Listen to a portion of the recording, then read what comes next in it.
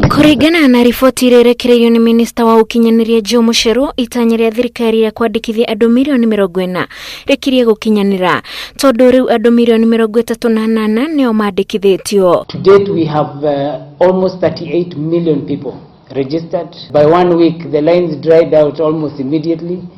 Now I think they've started, and we should be crossing our 40 million estimate actually very soon, maybe today or tomorrow. Ihinda ria kiumia kimwe nirio riongereirwo ni President Uhuru, haha Mucheru akiuga bata wa namba ino ni kuhuthia mihango ya motungata riria muingi uramamatha kuma honge-ini itiganite. A program that is going to completely digitize and transform the way we as a country operate, the way people are given services. It's going to be very open. People are different people to different. So to NTSA you are one person, when you go to NHIF you are another person.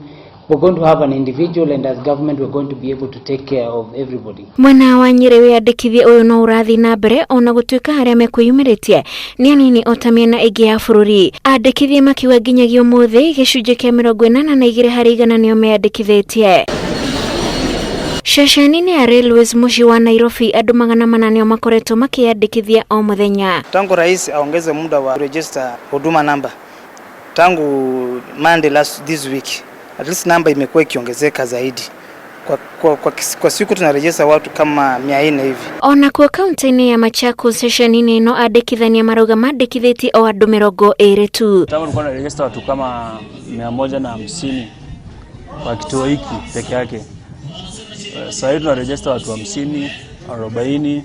Sasa hivi tana biko chini kabisa. Shifo uyu aroiga atinda agikamurio goshesheni tiganite na maundu matiuma ta wa gatano ga kiumia kiu kingi. Kuanzia leo asubuhi nimetembea vituo mingi, nimeona hatuna watu katika vituo zetu za kuandikisha huduma namba. Wiyandikithia uyu utanyitwo kuhingwa Jumamothi ya rucio.